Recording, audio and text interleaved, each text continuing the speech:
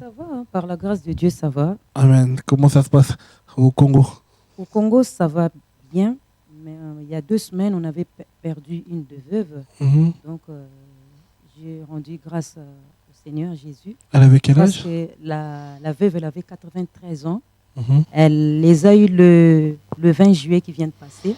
Mhm. Donc, elle est partie bien sûr au ciel parce qu'elle avait accepté le Seigneur. Amen. Elle est même sur le blog, là, vous allez Amen. voir la veuve qui est devant. Amen. Ben, expliquez un peu à nos téléspectateurs qui nous regardent, qui peut-être pour la première fois regardent TV de Vie. Expliquez-nous un peu, nous on connaît un peu le Villa Samuel, mais pour ceux qui nous regardent, essayez un peu de nous expliquer c'est quoi Villa Samuel, quel est le travail qui se fait, parce que nous croyons que dans cette émission, nous voulons pas créer le royaume du pain quotidien, bien sûr, nous croyons que nous sommes dans un corps et dans ce corps-là, il y a multiples fonctions, il y a multiples personnes qui font un bon travail, qui honorent le nom du Seigneur, et tous ensemble, nous voulons par le biais de cette émission, glorifier Dieu de toute l'œuvre qu'il accomplit par-ci, par-là, dont à Villa Samuel. Racontez-nous un peu. Donc, Villa Samuel, je sais que parmi tant d'autres, il y a beaucoup de gens qui connaissent déjà cette association caritative chrétienne. Mm-hmm. Donc, nous travaillons avec les veuves, plus précisément au Congo. Mm-hmm. Et ici, la dernière fois qu'on était ici, qu'on est passé à l'émission, on avait dit que ici aussi, on fait un grand travail parce que nous sommes maintenant dans des maisons de retraite. Amen. Mais plus précisément, nous sommes au Congo. Pourquoi? Parce que là, il y a beaucoup plus de besoins. Mm-hmm. Il y a beaucoup plus de demandes. Je ne dirais pas que la misère est beaucoup plus au Congo, mais c'est là où le Seigneur vous a envoyé pour la première fois. Voilà, c'est une première terre que le Seigneur nous a confiée. Mm-hmm. Donc par là, on a au moins 100. En ce moment, il y a 97 veuves. Amen. Il y en avait au moins 120, mais il y en a beaucoup de veuves qui sont parties, qui ont retrouvé leurs enfants. Donc, on en a plus de 10 qui sont partis en Angola, de l'autre côté du pays. Et il y en a d'autres qu'on les a perdus parce que maladie, l'âge. Comme il y a 2 semaines, je viens de vous dire là, il y a 2 semaines passées, nous avons perdu la plus vieille. Donc, elle est morte dans le Seigneur, donc c'était la joie. Amen. On l'a enterrée dans son village natal. Amen. Donc, nous avons reçu la nouvelle. On a pu faire. D'ailleurs, je remercie beaucoup de gens qui nous ont soutenus, qui nous ont aidés à donner un peu de moyens, financiers. Et ça nous a vraiment aidés. Nous avons envoyé au pays et cela a permis pour les funérailles. Amen. Et comment ça fonctionne un peu au Congo, une journée type avec les veuves un peu? Pour les veuves, pour l'instant, jusque-là, on n'avait pas encore les centres d'hébergement, on avait les centres d'accueil. Mm-hmm. Justement, si Dieu permet, donc à la fin de cette semaine, on va envoyer, Villa Samuel va envoyer un missionnaire pour aller Amen. La permanence. Alléluia. C'est-à-dire, le Seigneur nous a aidés, le Seigneur nous a bénis, nous a fait grâce. Maintenant, on va récupérer quelques veuves qui sont vraiment dehors, quoi. Je peux dire qu'ils dorment dans des dépôts. Là où on va des boulangeries, donc, ils sont presque dehors. Donc, on va aller les récupérer et elles seront là avec nous. Amen. Donc, mais pour vous expliquer ce que nous faisons, nous sommes là un week-end sur 2. Un week-end sur 2, nous sommes avec elles pour les enseigner, passer des bons moments dans la présence de Dieu. Amen. Les communiquer, les pensées du Seigneur. Amen. Et ce sont des veuves qui sont maintenant transformées. Amen. Donc, elles ont accepté le Seigneur avec simplicité, Amen. avec cœur, et ils louent le Seigneur, ils chantent pour le Seigneur, ils ont oublié le cœur qu'ils avaient mis aux hommes. Amen. Comme la Bible dit, maudit soit l'homme qui se confie à l'homme. Mais là maintenant, elles se sont données corps et âme au Seigneur. Amen. Donc, elles sont avec nous quand il y a des moyens, quand le Seigneur nous bénisse par les dons, on reçoit des dons, on les donne, on les envoie, et puis là maintenant, à partir, ça sera au mois de décembre. Amen. Au mois de décembre, il y aura maintenant le centre d'accueil qui l'ouvre. Et le centre d'hébergement qui va. Amen. En tout cas, on bénit le Seigneur pour le travail qui se fait. On a vu le commencement et on voit encore l'aboutissement des choses. Oui. On se rend compte que quand le Seigneur commence une œuvre, le ramène à la perfection. Et c'est vrai qu'on peut passer par des combats, comme le dit 1 Corinthiens 3, que l'œuvre de chacun passera par le feu.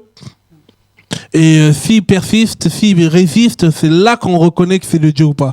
Et en tout cas, je sais que voilà comment le travail il a commencé. Quand je vois encore ce qui s'est fait aujourd'hui, et je pense qu'on était avec le frère Joseph au Congo, on a passé une journée avec les orphelins de Njili et les veuves de Villa Samuel. Rencontrez-nous un peu aux frères et sœurs comment le ressenti des femmes après cette journée qu'on a pu avoir avec les veuves. Oui, en tout cas, comme on dit toujours, on rend grâce à Dieu parce que tout ce que Dieu fait, c'est pas hasard. Amen. Et ces jours-là, je me rappelle, même la veuve qui vient de partir là, était tellement joyeuse ces jours-là, et voir des enfants, comme des petits-enfants, comme ses petits-fils, ils voyaient comment ils prêchaient l'évangile. Amen. Dans la vérité, dans la simplicité, et il voit aussi l'onction qui dégageait par rapport à ces jeunes. Amen. Et qui croyait que donc pour dégager l'onction, il faut que ce soit un papa ou un vieux, parce que comme là-bas, il y a tellement de systèmes religieux. Et c'était les enfants de l'orphelinat. Voilà. Okay. Le jeune là qui prêchait, c'était vraiment merveilleux. Et depuis là aussi, ils ont changé leur mentalité de voir aussi des choses. Amen. Amen. Depuis ces passages-là, on avait passé avec les enfants des enfants prodigue là-bas en Gili. Et depuis ces passages-là, on a vu les transformations de veuves là, qui ont pris l'évangile autrement. Amen. Qui étaient par avant. Ils sont donnés vraiment corps et âme. Et puis, ils ne comptaient pas sur nous, ils n'appuyaient pas même sur les gens, mais ils commençaient à appuyer sur le Seigneur lui-même. Amen. Parce que c'est Christ qui donne, nous, on n'est que de simples serviteurs inutiles. Amen. Et par sa grâce, on le fait ce qu'on peut, et le reste, lui-même, Dieu le fait. Quoi. Amen. Et vraiment, on bénit Dieu. Et apparemment aussi, je ne cesserai jamais de dire merci vraiment à toute personne. Je vois au début, ce n'était pas évident. Et c'est là où je rends compte que quand Dieu dit, quand il y a la vision, il donne la provision encore. Amen. Amen. Et qui est à nous d'être fidèles, puis par sa fidélité, on voit la main de Dieu. Amen. On a toute personne qui soutient dans la prière, financée dans tout ce qu'il fait, que Dieu rende encore centuple à ces personnes-là. Amen. Dans la sincérité, puis surtout pas humanisme, il faut vraiment aider par rapport à l'évangile, la compassion, l'évangile de Dieu. Quoi. Amen. Comme dans le monde là, donc pitié, on fait pour faire quoi. On va pour faire, non. Vraiment que tu sois convaincu par Dieu, puis Dieu par son amour, il soutient. Amen. Voilà. J'aimerais bien poser une question à la sœur Thérèse. Quel est la sœur Thérèse, quel est le passage qui vous motive? Parce que vous savez, nous sommes dans l'œuvre du Seigneur et c'est pas toujours facile parce que les combats arrivent, les épreuves arrivent, des fois on est tourmenté par-ci par-là, mais quel est le passage qui motive l'équipe de Villa Samuel à aller de l'avant malgré les épreuves, malgré les combats? Parce que comme nous sommes, comme il disait tout à l'heure le frère Joseph, nous sommes une œuvre caritative chrétienne. Ça veut dire que nous ne sommes pas dans l'humanisme, nous ne sommes pas là simplement à faire le bien pour faire le bien, mais à faire le bien parce que nous voulons tendre la main aux personnes, faire comprendre que le Seigneur pense aussi à ces personnes. Et quel est le passage qui motive un peu Villa Samuel? Moi, j'ai toujours ces passages, en tout cas, ça résonne en moi. À chaque fois, ça résonne. C'est dans Jacques 1. D'ailleurs, je suis là. Jacques 1, le verset 27. Aurélie, tu peux lire? Jacques 1, verset 27. Oui. La religion pure et sans tache devant Dieu notre Père consiste à visiter les orphelins et les veuves dans leurs afflictions et à se préserver des souillures du monde. Amen. Amen. Amen. Amen. Donc là, la Bible nous dit clairement, la religion pure et sans tache devant Dieu notre Père consiste à visiter. C'est de pouvoir... Non. C'est d'avoir une grande assemblée. Non, on ne sait jamais, parce que des fois, aujourd'hui, on se rend compte, la vraie religion, pour certains, c'est d'avoir la plus grande assemblée de France ou du Mali, ou d'être le plus riche, je ne sais pas, mais est-ce que c'est ça la vraie religion selon Jacques? Non, c'est de visiter. Parce que ces gens-là, ils ont besoin de voir les gens face à face d'eux, en train de... Même de les prêcher seulement, ou même tout simplement de les consoler. Parce que c'est des gens qui sont remplis d'amertume, des soucis, des difficultés, des charges de fardeau. Alors, s'il y a encore des gens, quelque part, j'ai dit, ce n'est pas tout le monde, qui profite encore de leur souffrance, je pense que ce n'est pas ce que la Bible nous dit. Ah, là, vous avez commencé un peu à toucher le but de notre émission un peu ce soir. S'il y en a, je répète la question de notre sœur, s'il y en a qui profitent de la pauvreté, de la souffrance de ceux opprimés pour en faire leur gagne-pain, on va essayer de le voir aujourd'hui par la grâce du Seigneur. Qu'est-ce que la Bible dit? Parce que on n'est pas sans le savoir que Ecclésiaste nous dit qu'il n'y a rien de nouveau sous le soleil. Ce qui se passe aujourd'hui, c'est ce qui s'est passé avant. Et on l'essaiera tout à l'heure par la grâce du Seigneur. Oui, effectivement, de le voir parce que l'apôtre Jacques va dire, c'est un homme qui aimait bien la foi, mais la foi avec les œuvres. Oui, j'aime Jésus, oui, je t'aime, mais si tu ne me montres pas que tu m'aimes par tes actions, ça ne sert à rien. Dans le sens où voilà, l'amour se parle, l'amour se vit et l'amour se démontre. Et là, le passage nous dit, la vraie religion sans tache pure devant Dieu le Père consiste à visiter l'orphelin et la veuve dans leurs afflictions. Et après, Jacques, pourquoi il ne s'est pas arrêté là? Il va encore dire, et de se garder du souillure du monde. Parce qu'on essaiera de le voir aujourd'hui, le social aussi, on le voit dans le monde, il y en a qui le font. Aujourd'hui, dans le monde, il y en a, c'est leur gagne-pain.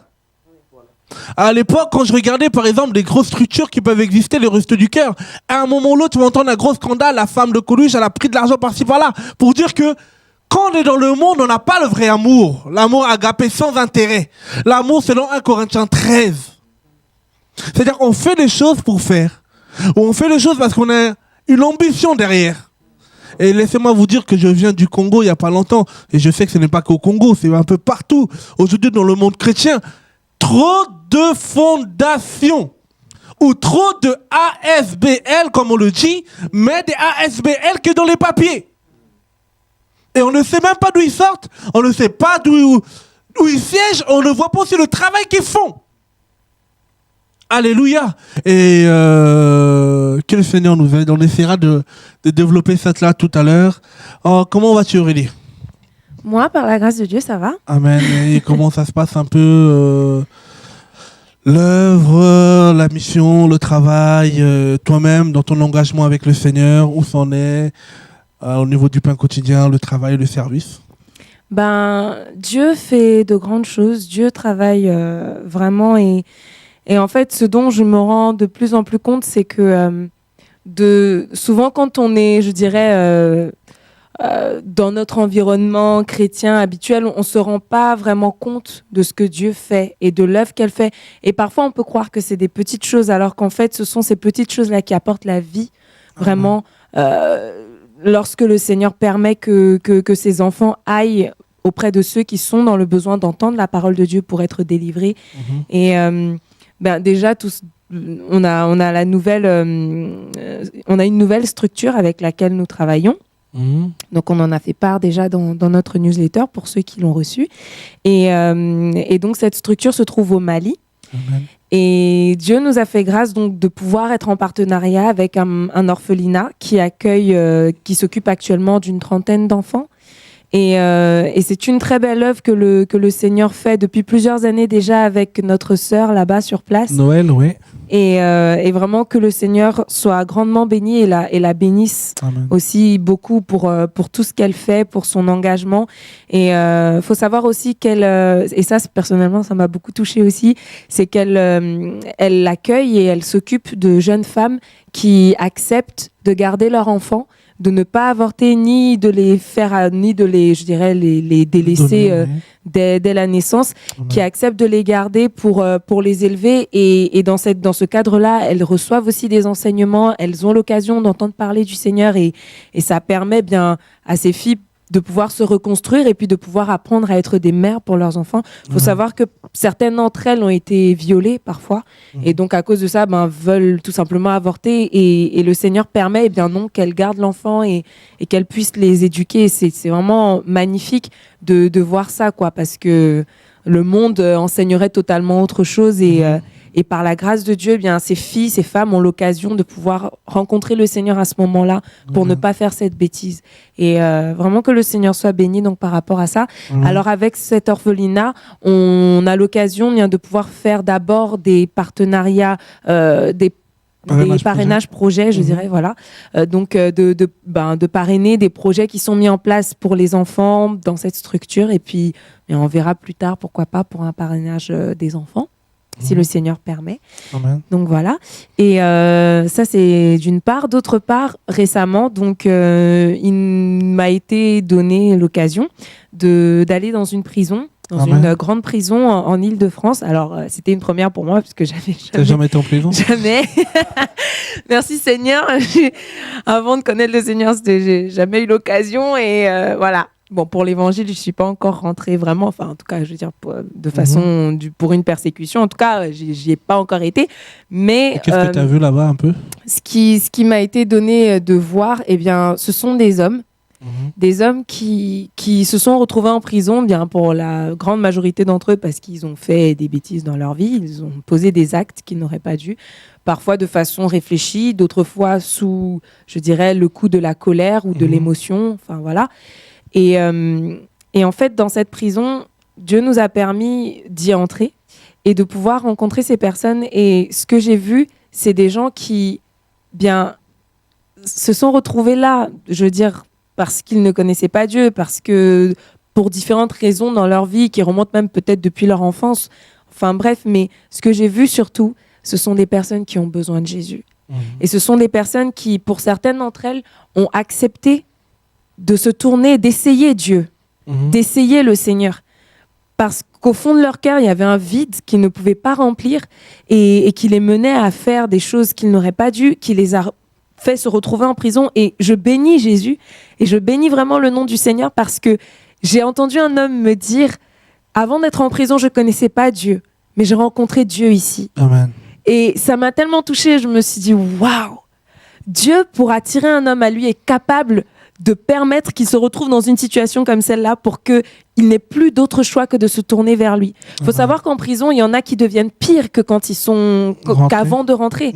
Parce qu'ils se font un réseau, parce que s'ils étaient des petits dealers avant, ils vont rencontrer des grands dealers là-bas qui vont leur apprendre comment dealer encore mieux dehors.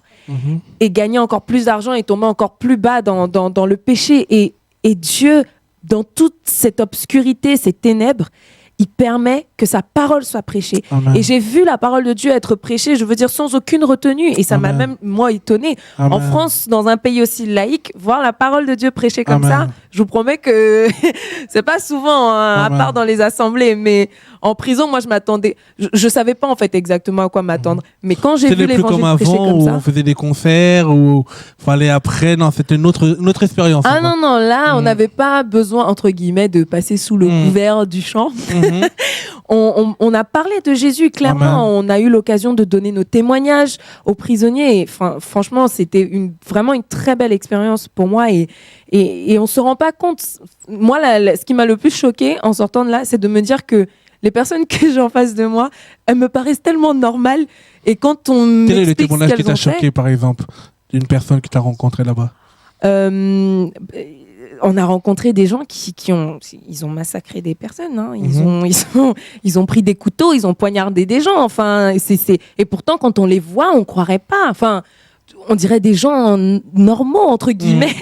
Mais c'est là aussi où nous, qui sommes enfants de Dieu, on sait très bien que ce sont des esprits aussi qui poussent l'homme à faire ça. Mais c'est incroyable. Et de voir en fait que le Seigneur donne l'opportunité de pouvoir être délivré de ça. On a eu le témoignage aussi d'un jeune homme qui avait écrit une lettre pour remercier un homme de Dieu qui en prison lui avait parlé de Jésus au moment où il allait faire une grosse bêtise parce qu'il voulait se suicider.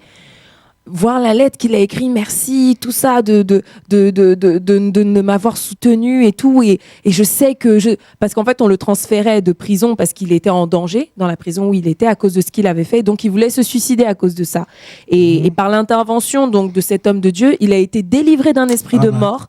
Et ensuite, le Seigneur a ouvert pour lui, quoi, pour sa délivrance. L'homme de Dieu lui a prêcher le Christ. Ça veut dire qu'on peut prier pour les gens en prison. Exactement. Amen. On peut prier pour les gens en prison. Ce n'est pas que dans nos assemblées. Non, pas du tout.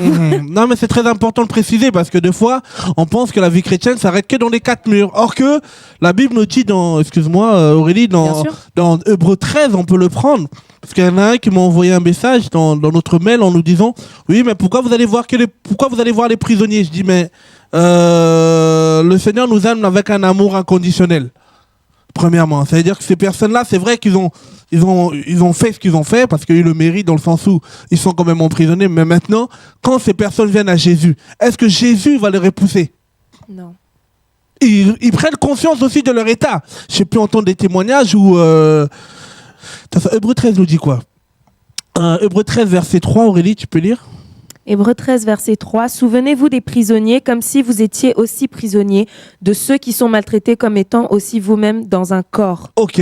Souvenez-vous des prisonniers. C'est-à-dire, on veut simplement, par la grâce du Seigneur, répondre à cet appel que l'auteur aux Hébreux nous donne. Souvenez-vous des prisonniers comme si vous y étiez. C'est vrai qu'on me dit qu'il y a aussi les victimes, c'est vrai, mais en même temps, on ne peut pas tout faire. Et comme on le dit tout à l'heure, le Villa Samuel s'occupe des veuves, le pain quotidien peut s'occuper des orphelins, le CDF là-bas peut s'occuper des prisonniers. Vous voyez, on est dans un corps. Et nous, en tout cas, ce que le Seigneur nous demande, c'est être dans le champ d'action que le Seigneur nous a demandé, n'est pas aller au-delà de nos limites. On aimerait bien aider les victimes, c'est vrai, mais les victimes dehors, ils ont des structures qui peuvent les aider, mais eux, dedans, ils ont peut-être des fois le SPIP, mais ils n'ont rien d'autre. Et laissez-moi vous dire quel est le taux, comment on appelle ça, de personnes qui se donnent à l'islam dedans, ou se donnent dans d'autres religions. Que faisons-nous, l'Église? C'est pour cela qu'on ne peut pas rester insensible. Je suis tout à fait d'accord, d'autant plus que c'est vrai, il y a des personnes qui ont été victimes donc de certaines personnes là, qui sont en prison. Je veux dire, il y a des personnes qui ont quand même violé des gens. On a eu à rencontrer des personnes de ce type. Des gens qui ont tué des personnes parce qu'ils étaient racistes, ils ont tué. Exactement, voilà. On a vu tout ça. Néanmoins, moi, il y a une chose... D'ailleurs, le soir, quand je suis rentrée, le Seigneur m'a rappelé ça. Je ne savais pas pourquoi, mais je pense que ça va aider chacun d'entre nous. La première personne qui est rentrée au ciel, quand le Seigneur était sur la croix, c'est un brigand. C'était un prophète des nations. Non, c'était un brigand. Il ne connaissait pas Dieu. Non, il ne connaissait pas Jésus. Oui. Et il était sur cette croix parce qu'il avait péché. Il était sur cette croix parce qu'il était injuste. Il avait fait quelque chose qui était injuste. Mais il a eu l'intelligence devant Christ de reconnaître qu'il était injuste. De se repentir. Et de se repentir. Il n'avait pas la parole. Non. On a dit qu'il était voleur, en gros. Non, il ne connaissait pas Dieu. Mais il n'a pas eu du mal à se repentir. Non.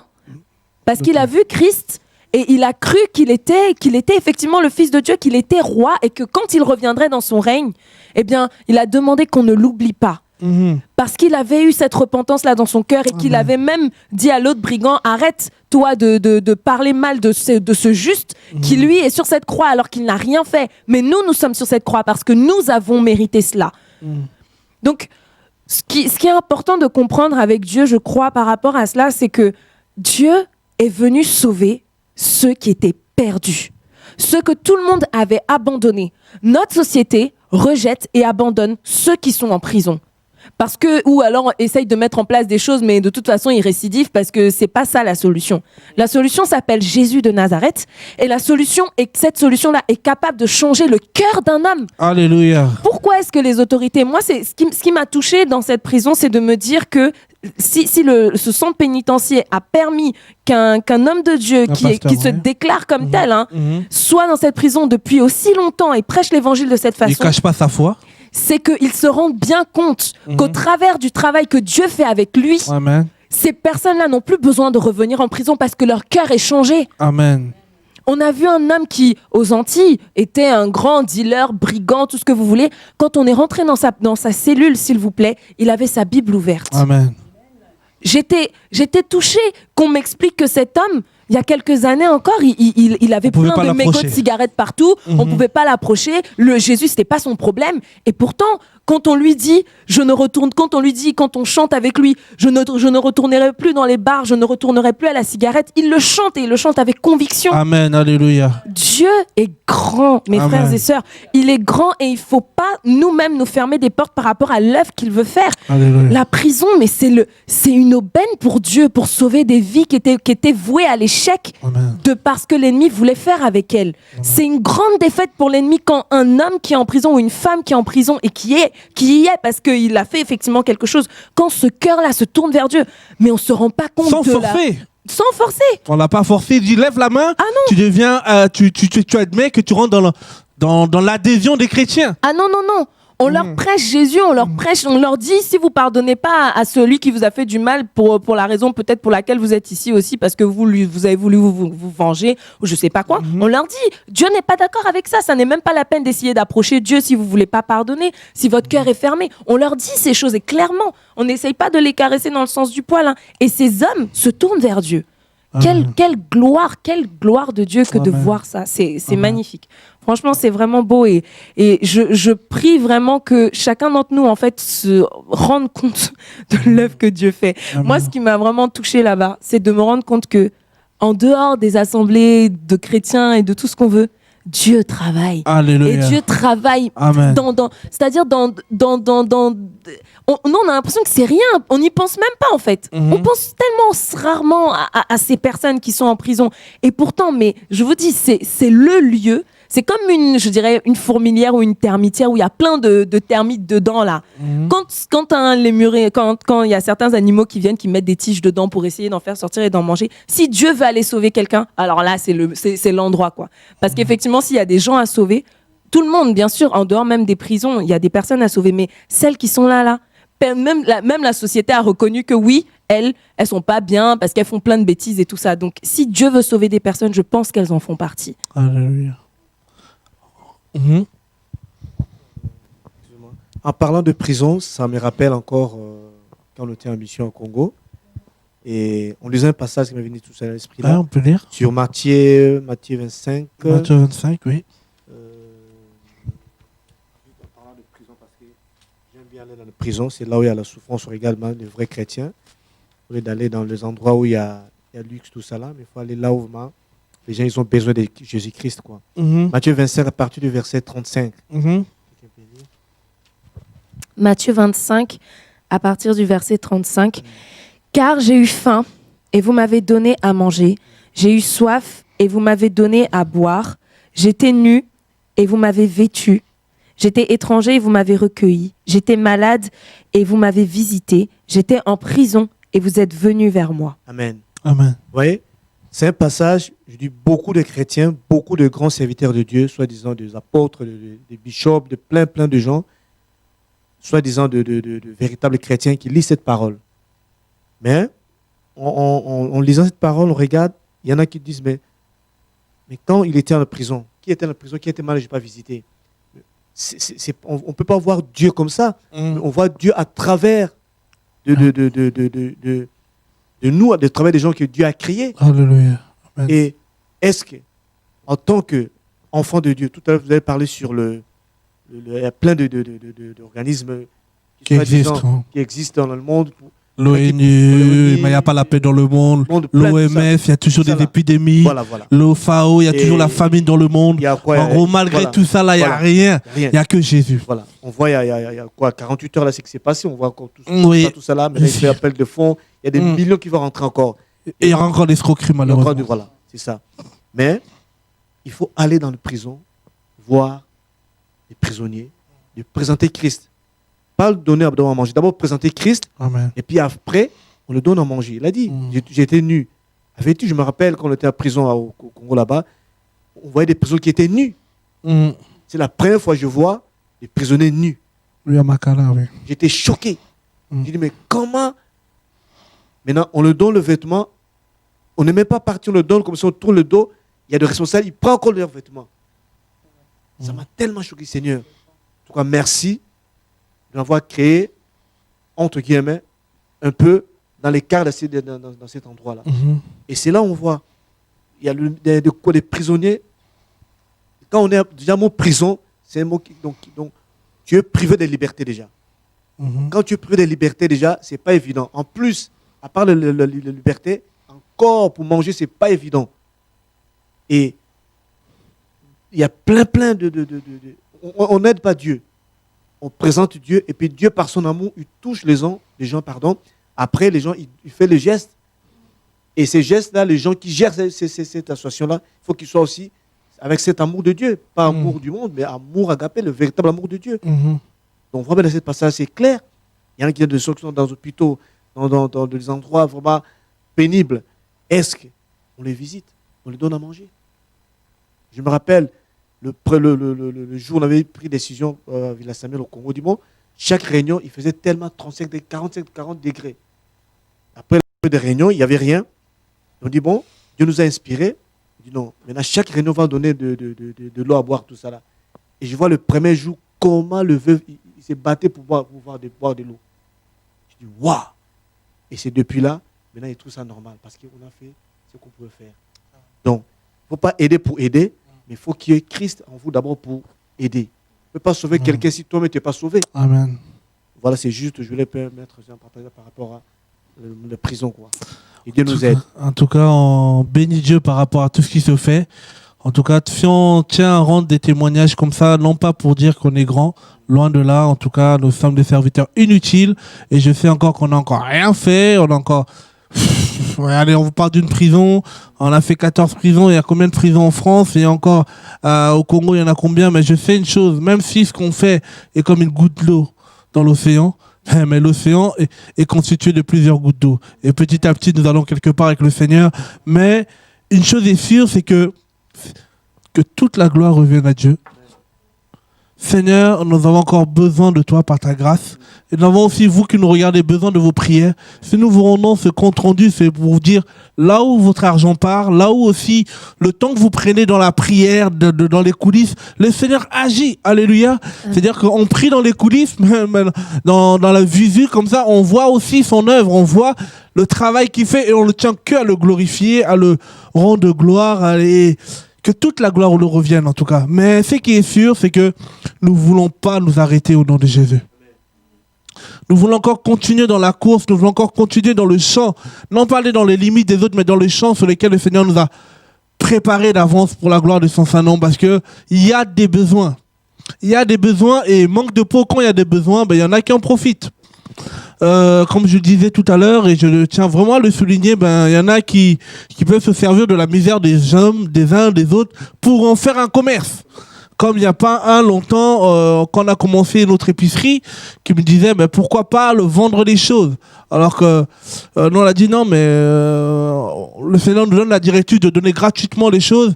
Il va nous dire oui, mais attends, mais tu sais pas combien de pactoles tu peux te faire avec tout ce que vous prenez?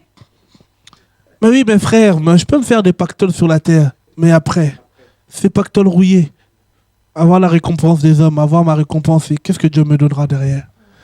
Et aujourd'hui, on bénit Dieu gratuitement et Dieu fait son œuvre.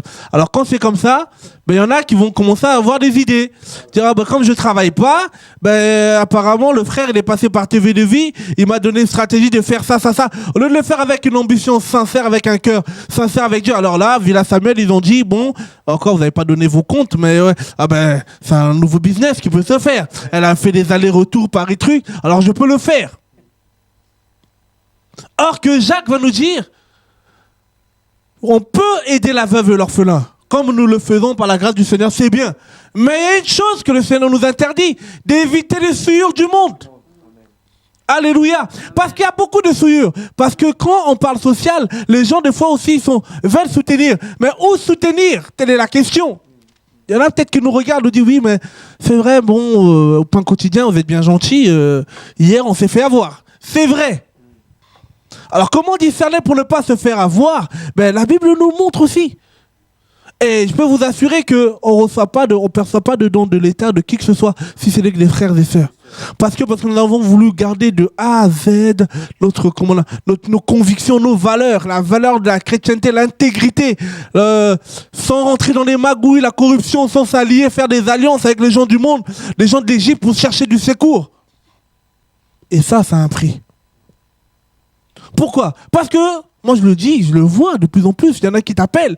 Il y en a un que j'ai rencontré, je me rappelle même dans un train. Il va me dire, mais Loufiane, j'ai envie de faire une fondation ces derniers temps, j'ai vu que le pain quotidien ça marche. Mais oui, mes camarades, on travaille 100% gratuit. Nous-mêmes, personne ne perçoit de salaire, ce n'est que pour le Seigneur. Et quand on le fait, c'est pas pour que vous nous acclamez, c'est parce que là-haut je sais que j'aurai mon appart, là-haut je sais que j'aurai ma village, là-haut je sais que je l'aurai. Amen. Par sa grâce. Et le roi David pouvait dire dans Psaume 37, j'étais jeune, je vis, j'ai jamais vu un juste abandonné, ni sa descendance que monter du pain. Mais une chose qu'il faut éviter, c'est la corruption. le monde est rempli de corruption. Le monde nous propose des voies, comment on appelle ça, des voies rapides. On peut en témoigner. Je me rappelle à un moment qu'on a commencé l'orphelinat au Congo, c'était dur pour nous. J'ai un ami qui m'a dit, je pense que vous connaissez, il me disait, oui, en 2004, mais Loufiane, mais pourquoi tu te prends la tête? Nous, on a tout facilement par le ministre des Affaires sociales. Viens avec nous, viens, corruption. Mais aujourd'hui, ça n'existe plus, son truc. Frère, la crainte de Dieu nous donne l'assurance dans le travail. La crainte de Dieu nous aide la persévérance. C'est pas tant les victoires que nous remportons, mais c'est d'aller encore, de tenir jusqu'au bout. Et comme on dit, c'est la fin qui compte. Ils disaient, non, mais attends, pourquoi tu te prends la tête? Regardez, je me rappelle à l'époque, Aurélie, on leur a donné quand même un bâtiment. On leur a donné des bureaux en centre-ville. Nous, on était au fin fond de Ndjili, mais loin. Mais c'est bien. Pourquoi? Parce que même si tu es dans Nazareth, même si tu es loin, même si là où les gens ne te voient pas, mais parce que tu as Jésus avec toi, tu porteras des fruits. Alléluia. Ça ne dépend pas d'un pays, ça ne dépend pas de là où tu fous les pieds. Parce que la Bible dit, là où fous tes pieds, Dieu te le donne en possession. Amen. Alors le frère est venu m'intimider, oui, avec ses 4x4, oui, non, mais tu sais, Loufiane, aujourd'hui c'est à la mode, tu sais faire des projets, allez, le projet peut coûter 50 000, allez, mets 100 000, comme ça 50 tu fais, et 50 tu mets au beurre ta famille.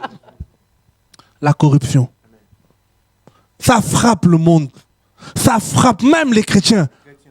Oh Seigneur, ce message du commerce, tout est devenu commerce. Comme le monde est devenu capitaliste, même dans la chrétienté, c'est comme même quand on voit les... Je me rappelle Aurélie, toujours dans nos sorties, par exemple, hivernales, un jour les SAMU, la Croix-Rouge nous voyaient, ils nous regardaient, on donnait des sacs de couchage, des bibles, des sans-abri, tout ça. Ils nous regardaient. Et à la fin, ils nous disent, mais... bon, c'est qui le responsable, tout ça, ouais, voilà, on s'est présenté. Après, il dit, où vous ramenez les sans-abri? Je dis, mais comment ça, où on les ramène? On les ramène nulle part, on les soutient selon le Seigneur. Non, mais parlons concrètement. Qu'est-ce que tu fais avec les sans-abri? Je dis, je fais ce que le Seigneur me demande. Il me demande de donner gratuitement parce que lui m'a donné aussi gratuitement. Un point, un trait. Non, mais parle concrètement. Qu'est-ce que tu fais avec les sans-abri? Je dis, finalement, tu veux quoi? Non, mais tu sais, après, il a commencé à me développer sa thèse. Tu vois, un sans-abri, par rapport à la communauté européenne, il te donne, si tu soutiens un sans-abri, il te donne 100 € par sans-abri que tu soutiens. Et tu dis, ah ouais. Ok, c'est pour cela que moi, quand je te vois, tu pars avec les sans-abri, je commence à voir, ils sont trop gentils avec vous, ils commencent à trop être avec vous. Faut pas me prendre mes sans-abri. Ça veut dire quoi? Ça veut dire même soutenir quelqu'un, on fait des calculs dans la tête. Ça, c'est le monde. Mais alors, dans l'église, ces gens qui n'ont pas d'argent, est-ce qu'ils sont intéressants? On a une femme dont ce témoignage me touche toujours. Maman, une femme qui travaille de l'orphelinat, avec qui on est en partenariat au Bénin, le Mérob, dont je salue maman Louise. Elle avait à cœur de soutenir les orphelins, mais elle, ces orphelins, elle les prenait au marché. Alors quand elle prenait ces orphelins au marché, après elle les ramenait à l'assemblée. Et à l'assemblée, on leur fait comprendre, non, garde tes orphelins. Parce que pourquoi? Ils ne sont pas intéressants. Ils sont pas en costume cravate. Qu'est-ce qu'on va en faire? On est dans un monde où si tu es en costume cravate, tu n'étais plus bien vu par le pasteur. Si tu es un entrepreneur, oulala, n'ose même pas aller dans une assemblée si tu es entrepreneur. Parce qu'on va te déplumer jusqu'à la dernière plume. Mais c'est vrai, c'est ce qu'on voit. Et on oublie que le Seigneur, même à un moment, il est venu en tant que jardinier. Frère, Jésus n'est même pas venu dans un hôtel 4 étoiles. Il n'y avait même pas de clinique à son époque. Même la crèche, l'ont dit, non, il n'y a pas de place pour toi. Notre Jésus.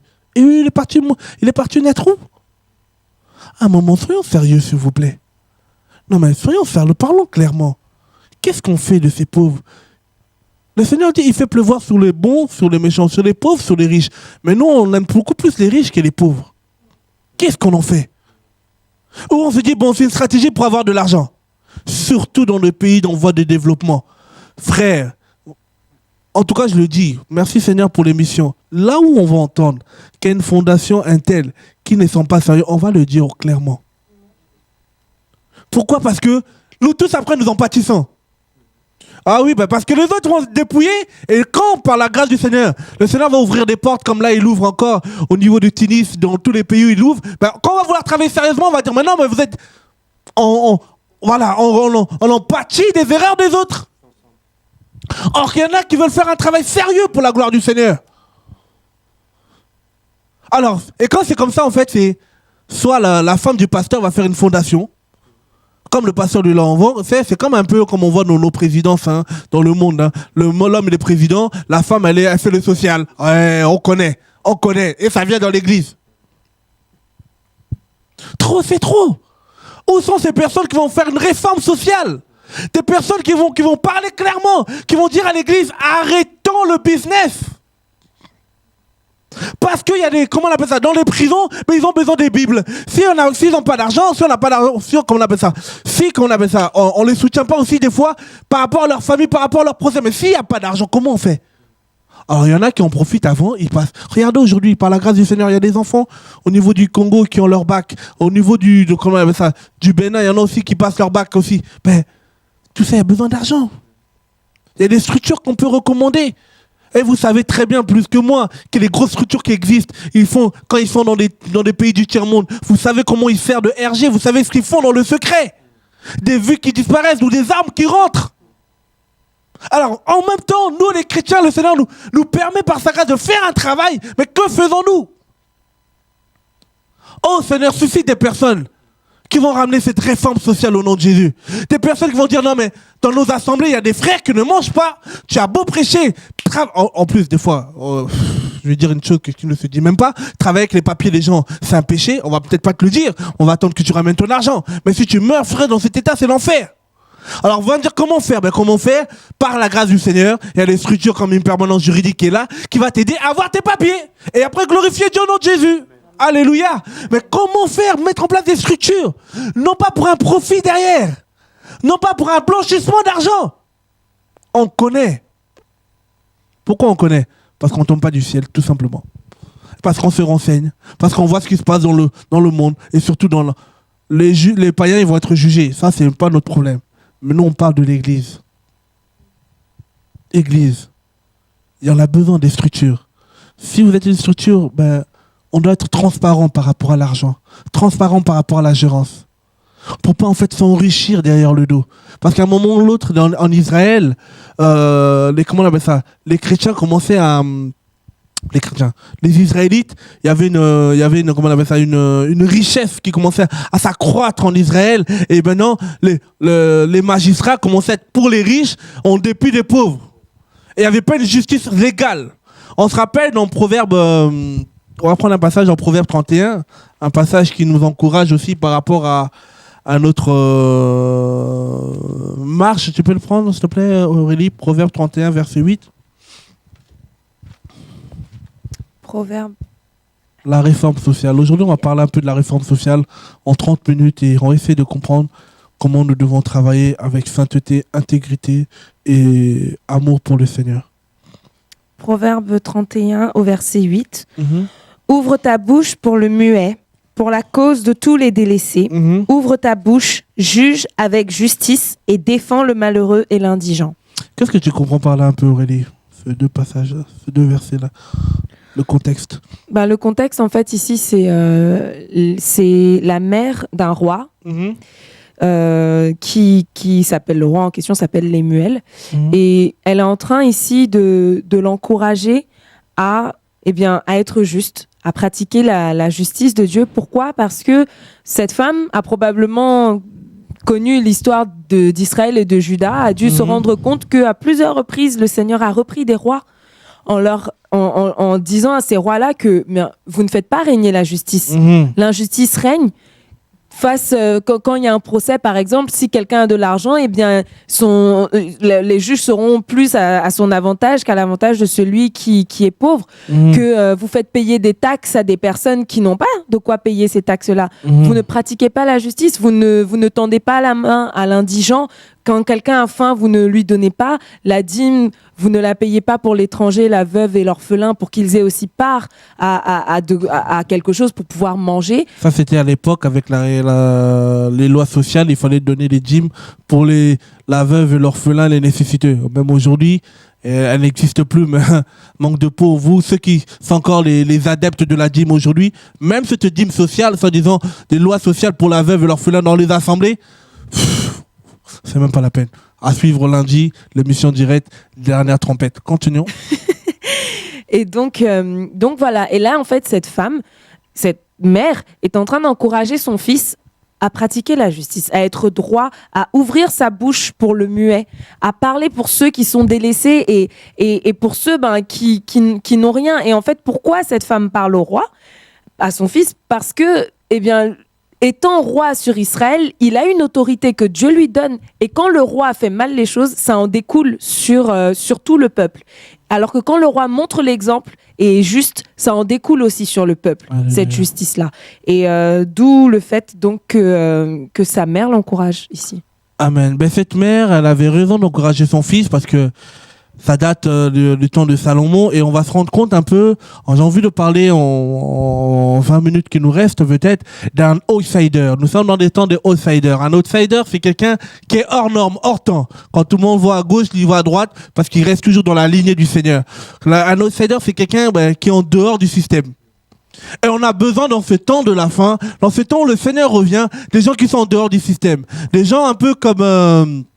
à l'époque de comment il s'appelle de Jean-Baptiste qui était prêt à dire comment on appelle ça à Hérode là-bas, tu sors avec la femme de ton frère, c'est un adultère, roi ou pas roi, mais je te dis la vérité. Et que comme je n'étais pas mon partenaire financier c'est Dieu, même s'il n'y a pas à manger, je mangerai le miel et les abeilles, un point trait. Alléluia. C'est pour cela qu'on n'a pas peur, on a besoin de ces gens-là. Et dans le domaine du social aussi, par la grâce du Seigneur, on a eu une personne qui s'appelait, il y en a eu beaucoup, mais je vais prendre un peu une personne, par exemple Amos. J'aime beaucoup cet homme, vous allez me dire pourquoi il donne encore ce nom. C'est un homme que j'ai beaucoup étudié et je me suis dit, Seigneur, on a besoin d'Amos en ce temps de la fin. Pourquoi? Parce que Amos était un outsider. Dans quel sens c'est un outsider? Il n'a pas été à l'école du prophète comme Jérémie. Comme Jérémie, on sait que Jérémie, il était de la lignée de son père, de Anator. Il n'était pas aussi de l'école un peu des sacrificateurs de prophètes comme Ézéchiel. Il n'est pas aussi parti de, comment on appelle, toutes ces classes de prophètes. Mais c'est un homme qui est sorti de quelque part. Alléluia. Qui est sorti de quelque part où le Seigneur a mis un fardeau dans son cœur. Simplement, Amos veut dire fardeau. Il portait ce fardeau de Dieu. À un moment ou l'autre où, après le schisme, l'État d'Israël était séparé en deux, le royaume du Sud et le royaume du Nord. Et Dieu, par sa grâce, pour raconter un peu le contexte, Dieu, par sa grâce, va appeler Amos. Amos, il va l'appeler 150 ans après le schisme. Il va appeler Amos, il va lui dire, toi, tu es peut-être, comment on appelle ça, il habitait dans la contrée de TKO, qui était à 9 km de Bethléem. En gros, il habitait à côté, 9 km de Bethléem et 40 km, je pense, de Jérusalem. En gros, il pouvait aller voir le royaume de Juda. Il pouvait aller parler là-bas. Mais Dieu va l'appeler et va l'envoyer parler à Israël.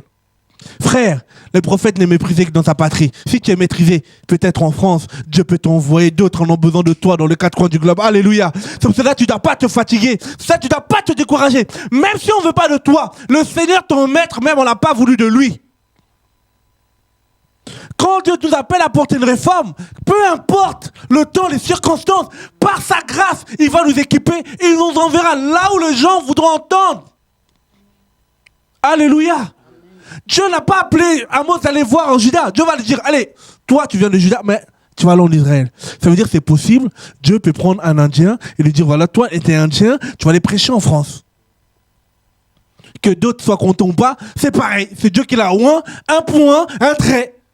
Dieu peut prendre un homme comme Reinhard Bonnke, il va lui dire, toi, t'es allemand, mais tu vas aller en Nigeria, tu vas faire un travail. Que les Nigériens soient contents ou pas, les locaux, les pasteurs locaux soient contents ou pas, c'est pas son problème. Dieu suscite qui il veut. Alléluia. C'est pour cela qu'il est Dieu. Parce que s'il faisait pas ça, c'est quelle est la différence avec les autres? Et Dieu va susciter Amos. Amos a commencé le travail. On va voir. Prenons le livre d'Amos. Aurélie, tu vas m'aider à la lecture. On va essayer d'aller un peu vite vu le temps. Alors aujourd'hui, on parle un peu de la réforme sociale. On a besoin que là où les gens veulent s'enrichir dans les dos des pauvres, nous prenons un exemple comme Amos. Cette chose-là doit cesser au nom de Jésus. Amen. Comme on disait, Amos, on va prendre un passage un peu dans Amos 5. C'est ça qu'on va essayer de voir par la grâce du Seigneur. Prends Amos 5 à partir du verset 1. Amos 5 à partir du verset 1. Lire un peu, oui. Écoutez cette parole, cette complainte que je prononce sur vous, maison d'Israël. Elle est tombée, elle ne se relèvera plus, la Vierge d'Israël. Elle est couchée par terre, nul ne la relève. Car ainsi parle le Seigneur l'Éternel. La ville qui mettait en campagne 1000 hommes n'en conservera que 100. Et celle qui mettait en campagne 100 hommes n'en conservera que 10 pour la maison d'Israël. Car ainsi parle l'Éternel à la maison d'Israël. Cherchez-moi et vous vivrez. Ne cherchez pas Bethel. N'allez pas à Gilgal. Ne passez pas à Beersheba. Car Gilgal sera captif et Bethel anéanti. Cherchez l'Éternel et vous vivrez. Craignez qu'il ne se saisisse comme un feu, la maison de Joseph, et que ce feu ne la dévore sans personne à Bethel pour l'éteindre. Ô vous qui changez le droit en absinthe et qui foulez à terre la justice. Il a créé les Pléiades de l'Orion. Il change les ténèbres en aurore. Il obscurcit le jour pour en faire la nuit. Il appelle les eaux de la mer et les répand à la surface de la terre. L'Éternel est son nom. Il fait lever la ruine sur les puissants et la ruine vient sur les forteresses. Ils haïssent celui qui les reprend à la porte et ils ont en horreur celui qui parle sincèrement. Aussi, ils ont en horreur ceux qui parlent sincèrement. Aussi parce que vous avez foulé le misérable et que vous avez pris de lui du blé en présent, vous avez bâti des maisons en pierre de taille, mais vous ne les habiterez pas. Vous avez planté d'excellentes vignes, mais vous n'en boirez pas le vin. Car, je le sais, vos crimes sont nombreux, vos péchés se sont multipliés. Vous opprimez le juste, vous recevez des présents et vous violez à la porte le droit des pauvres. Voilà pourquoi, en des temps comme ceux-ci, le sage se tait, car ces temps sont mauvais. Recherchez le bien et non le mal, afin que vous viviez, et qu'ainsi l'Éternel, le Dieu des armées, soit avec vous. Comme vous le dites, haïssez le mal et aimez le bien, faites régner à la porte la justice, et peut-être l'Éternel, le Dieu des armées, aura pitié des restes de Joseph. C'est pourquoi ainsi parle l'Éternel, le Dieu des armées, le Seigneur. Dans toutes les places, on se lamentera. Dans toutes les rues, on dira « Hélas, hélas !» On appellera le laboureur au deuil et aux lamentations ceux qui disent des complaintes. Dans toutes les vignes, on se lamentera lorsque je passerai au milieu de toi, dit l'Éternel. Malheur à ceux qui désirent le jour de l'Éternel. Qu'attendez-vous du jour de l'Éternel ? Il sera ténèbres et non lumière. Vous serez comme un homme qui fuit devant un lion et qui rencontre un ours, qui gagne sa demeure, appuie sa main sur la muraille et que mord un serpent. Le jour de l'Éternel n'est-il pas ténèbres et non lumière ? N'est-il pas obscur et sans éclat ? Je hais, je méprise vos fêtes. Je ne puis sentir vos assemblées. Car quand vous présentez des holocaustes et des offrandes, je n'y prends aucun plaisir. Et les veaux engraissés que vous sacrifiez en action de grâce, je ne les regarde pas. Éloigne de moi le bruit de tes cantiques. Je n'écoute pas le son de tes luttes. Ça fait des chants non spirituels, quoi. Mais que la droiture soit comme un courant d'eau et la justice comme un torrent qui jamais ne tarit. M'avez-vous fait des sacrifices et des offrandes pendant les 40 années du désert, maison d'Israël ? Emportez donc la tente de votre roi, le piédestal de vos idoles, l'étoile de votre Dieu que vous vous êtes fabriqué. Et je vous emmènerai captifs au-delà de Damas, dit l'Éternel, dont le nom est le Dieu des armées. Alléluia. Merci pour la lecture. On sait que Amos a vécu sous le temps de Jéroboam, quand on parlait tout à l'heure de la division avec le schisme, l'État du Nord et l'État du Sud. Et Dieu va l'appeler à aller prêcher en l'État du Nord. Et dans l'État du Nord, c'était 2 ans avant la disparition. Il y a eu on peut prendre Amos 1. Amos 1, Amos, avant de commencer sa prédication, il va dire quelque chose. Tu peux prendre Amos 1, verset 1, s'il te plaît, Aurélie. Parole d'Amos, l'un des bergers de Tekoa, vision qu'il eut sur Israël au temps d'Ozias, roi de Juda, et au temps de Jéroboam, fils de Joas, roi d'Israël, 2 ans avant le tremblement de terre. Voilà, Dieu va permettre que Amos prêche avant qu'il envoie le tremblement de terre, avant que le Seigneur frappe quelque part, avant que le Seigneur disqualifie. Je vous assure, frères et sœurs, Dieu parle. Avant que ça devienne les carrefours, des fondations à tout va où il n'y a plus Jésus, avant qu'on crée des ASBL, tout ça, pour faire du business parce qu'on ne trouve pas du travail, ben Dieu parle. Et la Bible dit clairement 2 ans avant le tremblement de terre. On peut voir ce tremblement-là, Zacharie nous en parle. On va prendre Zacharie 14, verset 5, s'il te plaît, Aurélie. Zacharie va parler du tremblement de terre qu'Amos avait prédit. Ça s'est passé, pourquoi? Parce que les enfants d'Israël n'ont pas voulu écouter. Frère, que tu veux m'écouter ou pas, c'est pas mon problème. Mon problème, c'est simplement d'annoncer l'évangile. Alléluia. D'annoncer la parole et on passe. Après, c'est ton problème avec Dieu. Et regarde, tu peux le prendre, Zacharie 14, 5. Vous fuirez alors dans la vallée de mes montagnes, car la vallée des montagnes s'étendra jusqu'à Hatzel.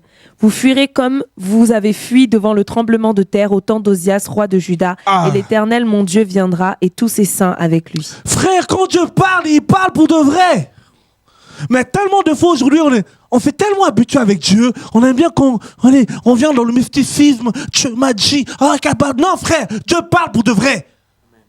Il ne passe pas par 4 chemins pour annoncer sa parole. Et il va dire, Amos va commencer à parler, il va dire que Israël, Dieu vous avertit avant le tremblement de terre. Frère, Dieu nous avertit aujourd'hui avant l'enlèvement. Que l'Église doit se préparer. Que l'Église doit revenir à la simplicité de l'Évangile. Et l'Église ne doit pas oublier quand le Seigneur a dit dans Luc 4 que Dieu m'a oint pour annoncer la bonne nouvelle aux pauvres, pour aller rendre captifs ceux qui sont, on appelle libres ceux qui sont captifs. Et Amos va commencer à parler. Et Amos, quand il parle, oh, que j'aime Amos. Pourquoi? Parce que c'est un homme de guerre. Amos, c'est un outsider. Amos, c'est pas quelqu'un qui cherche à être comme tout le monde. Amos, c'est pas une photocopie conforme de quelqu'un. Amos, c'est Amos. Alléluia. Amos, c'est quelqu'un qui a voulu ramener une réforme sociale. Pourquoi? Parce que vous allez voir que selon le contexte biblique, c'était sous l'emprise de Jéroboam. À cette époque-là, historiquement parlant, les Israélites, ils avaient financièrement, ils s'en sortaient. Et vous allez même voir à un moment, Jéroboam, pour pas que les enfants d'Israël aillent à Jérusalem pour adorer, ils vont commencer à faire deux veaux d'or. Alors lui, il a fait pire. Il a fait pire qu'Aaron. Il a fait 2 veaux d'or à Bethel. En fait, il a dit, on n'a pas le temps, mais on pouvait lire à la maison un roi 13 pour comprendre un peu l'histoire, dans quel contexte Amos il est en train de parler. Oh, il y en a qui ont fait les enfants d'Israël. Et pour les enfants d'Israël, pour faire les veaux d'or, ils ont mis tous leurs bijoux, tous leurs biens. Frère, il faut savoir où tu mets tes biens. Tu mets tes biens pour construire l'œuvre du Seigneur, le royaume, pour faire avancer le royaume, ou tu mets tes biens pour construire les veaux d'or, l'idolâtrie des gens. Et on n'aura peut-être pas le temps de le lire, mais vous voyez dans 1 roi 13, on nous parle un peu comment Roboam a vécu. Et après, on aime toujours prendre la parole. J'ai trouvé, moi. Ouais, tu peux lire vite fait, à partir du verset 25. 1 roi 12, même 25. Jéroboam bâtit Sichem sur la montagne d'Éphraïm, et il y demeura, puis il en sortit et bâtit Pénuel. Aïe. Jéroboam dit en son cœur, le royaume pourrait bien maintenant retourner à la maison de David. L'orgueil, dit à son cœur. Ce peuple monte à Jérusalem pour faire des sacrifices dans la maison de l'Éternel, le cœur de ce peuple retournera à son seigneur, à Roboam, roi de Juda, et ils me tueront et retourneront à Roboam, roi de Juda. Après s'être consulté, le roi fit 2 veaux d'or. Et il dit au peuple, assez longtemps, vous êtes montés à Jérusalem. Israël, voici ton Dieu qui t'a fait sortir du pays d'Égypte. Il plaça l'un de ses veaux à Bethel et il mit l'autre à Dan. Oh là là, c'est encore une prédication. Ce fut là une occasion de péché. Le peuple alla devant l'un des veaux jusqu'à Dan. Jéroboam fit une maison de haut lieu et il créa des prêtres pris parmi tout le peuple. Il créa des prêtres. Il créa des enfants du pasteur, diacre, ancien, évangéliste. Il créa des gens qui n'étaient pas oints par Dieu. Et n'appartenant point au fils de Lévi. Il établit une fête au 8e mois, le 15e jour du mois, comme la fête qui se célébrait en Juda. Et il offrit des sacrifices sur l'autel. Voici ce qu'il fit à Béthel, afin que l'on sacrifiât au veau qu'il avait fait. Il plaça à Béthel les prêtres des hauts lieux qu'il avait élevés. Dieu dit, je rendrai ton nom grand, mais lui, c'est lui-même qui a élevé les gens.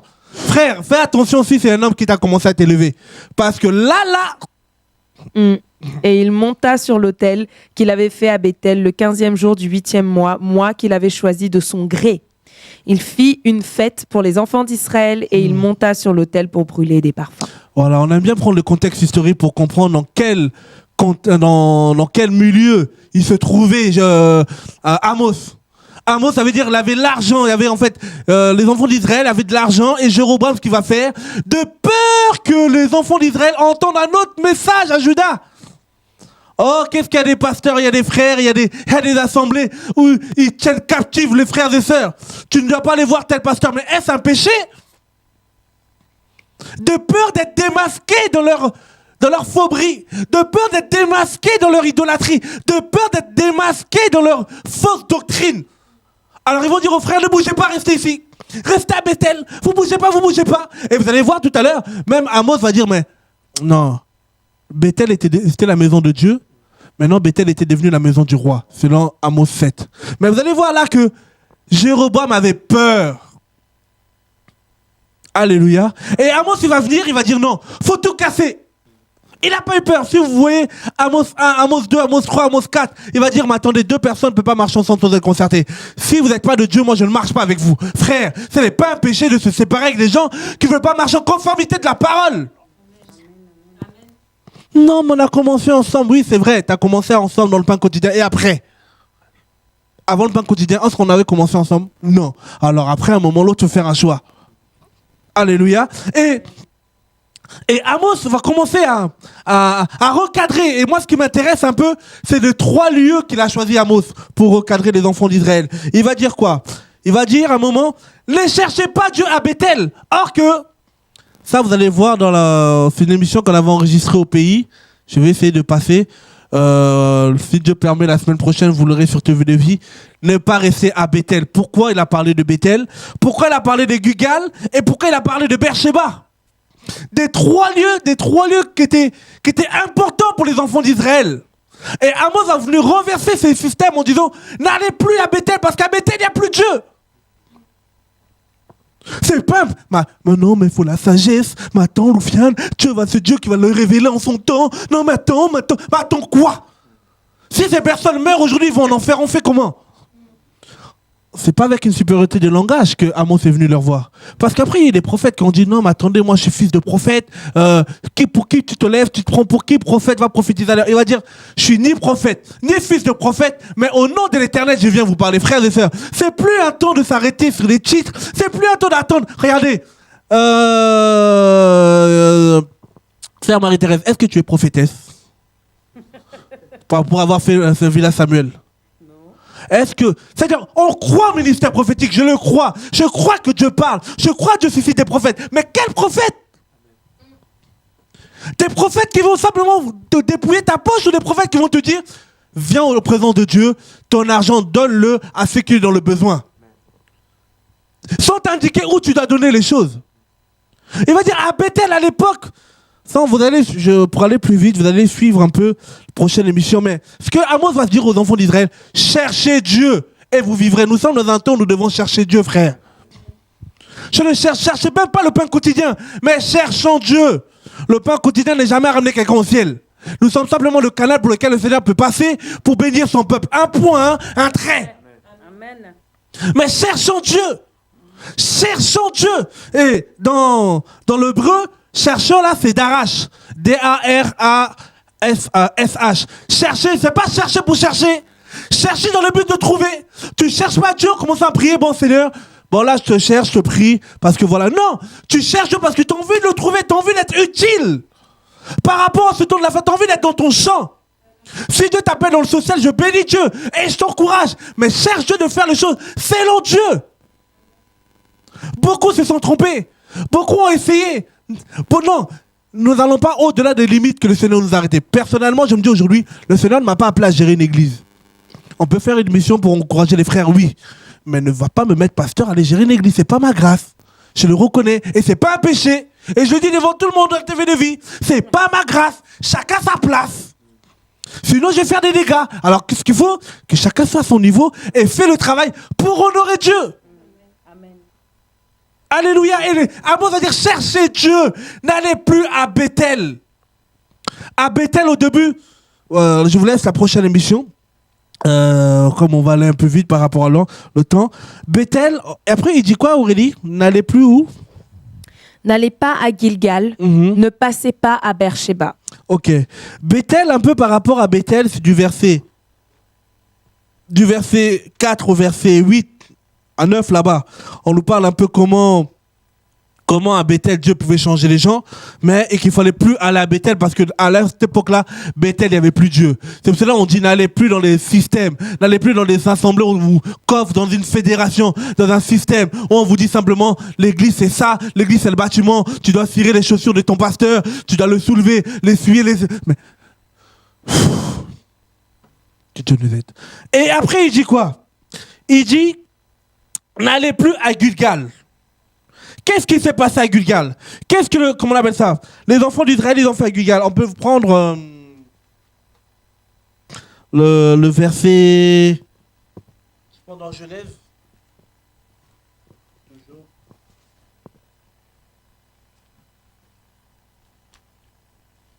En fait, Bethel veut simplement... On veut parler de Bethel, on parle de Bethel par rapport à la transformation.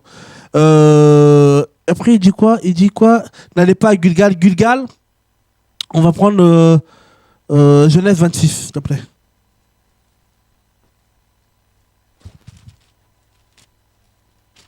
Genèse 26. À quel verset? Verset 23. Genèse 26, verset 23. Il remonta de là à Beersheba. L'Éternel lui apparut dans la nuit et dit, « Je suis le Dieu d'Abraham, ton père, ne crains point, car je suis avec toi. Je te bénirai et je multiplierai ta postérité à cause d'Abraham, mon serviteur. » Il bâtit là un autel, invoqua le nom de l'Éternel et y dressa sa tente. Et les serviteurs d'Isaac y creusèrent un puits.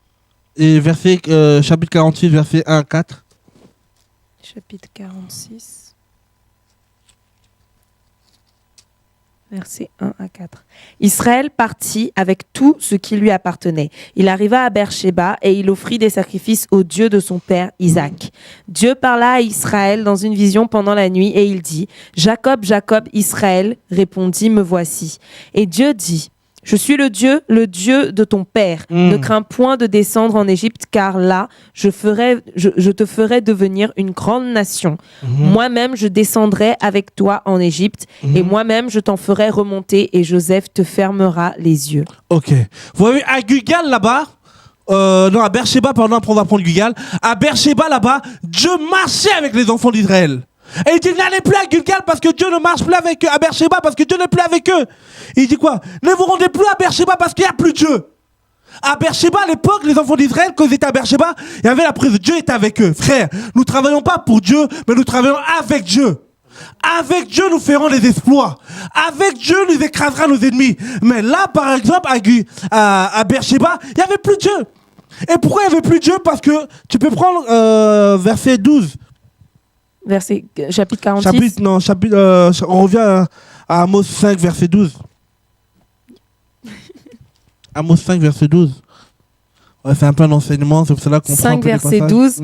Car je le sais, vos crimes sont nombreux, vos péchés se sont multipliés. Vous opprimez le juste, vous recevez des présents et vous violez à la porte le droit des pauvres. Voilà pourquoi en des temps comme ceux-ci, le sage se tait, car ces temps sont mauvais. Ah! Dans ces temps-ci, le sage se tait. En gros, c'était une ironie que Amos voulait dire. Mais dans ces temps-ci, au lieu que le sage parle, au lieu que des gens qui voient les choses devant parlent, mais ils ne veulent pas, ils se taisent. Or, c'est des temps où Dieu, si on veut que Dieu marche avec nous, il faut que l'arche soit restaurée. Il faut que la gloire de Dieu revienne à sa place. Il faut que la crainte de Dieu s'empare de cœur. Il faut que les gens ne cherchent plus les assemblées, ne cherchent plus les hommes, ne cherchent même pas le pain quotidien, mais qu'ils cherchent Dieu. C'est pour cela que quand on va donner du pain à quelqu'un, on va dire que Matthieu 4 nous dit que l'homme ne vivra pas que de pain, mais toute parole qui sort de la bouche de l'Éternel. Ça veut dire qu'on peut donner le pain, mais surtout on donne la parole véritable. Amen. Qui nourrit l'âme de la personne, parce qu'on n'est pas dans l'humanisme. Pourquoi ne cherche plus Dieu? Et il va dire, cherchons Dieu, frère. À Beersheba, Dieu, quand tu es avec Dieu, Dieu est avec nous, frère. Quand tu marches avec Dieu, Dieu est avec nous. Et il fallait que d'abord, les enfants d'Israël rendent justice aux pauvres. Parce que les pauvres devenaient de plus en plus pauvres, les riches devenaient de plus en plus riches. Et qu'est-ce que ça me fait penser à tous ces organismes qui existent? Soi-disant qu'ils veulent ramener la paix dans le monde. Et dedans, il y a des émissaires, des gens du pays du Nord, et puis le pays du Sud, c'est toujours dans la misère. Toujours des inégalités. C'est pour cela que j'aime bien une chanson d'un frère qui a chanté hier, bon aujourd'hui qui ne s'est pas organisé. Il disait, malgré l'ONU, le monde n'est pas dans la paix.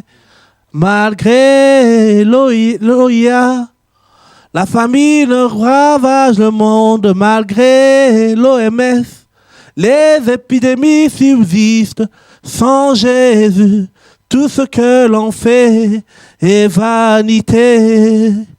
Rien de bon ne peut venir des hommes. Les hommes, sans Jésus-Christ, ils ne peuvent rien. Ah, merci Seigneur pour cet homme qui avait des révélations hier, aujourd'hui, oulala. Bref, mais en tout cas, cette chanson, quand je chante, je me dis, mais c'est vrai, malgré toutes ces structures qui existent, mais il y a toujours des choses, des inégalités. Alors les chrétiens, c'est à nous de prendre comment on appelle ça, les jambes à nos coups et de mettre des choses en place. Mais malheureusement, les enfants d'Israël, comme les chrétiens d'aujourd'hui, au lieu d'aider les pauvres, ils se servaient des pauvres. Moi, j'ai un témoignage clair. J'ai un ami qui chantait avec une soi-disant chantre chrétienne congolaise, là, Laure Mbongo, Laure l'argent, je sais pas quoi là. Et elle, carrément, ce qui se passait, c'est que elle fait des choses avec ses musiciens. Elle sait que ses musiciens sont dans la galère. C'est des gens qui habitent au pays, qui s'en sortent pas. Mais qu'est-ce qu'elle fait? Au lieu de... Voilà, quand ils font des prestations, déjà ils font des choses payantes.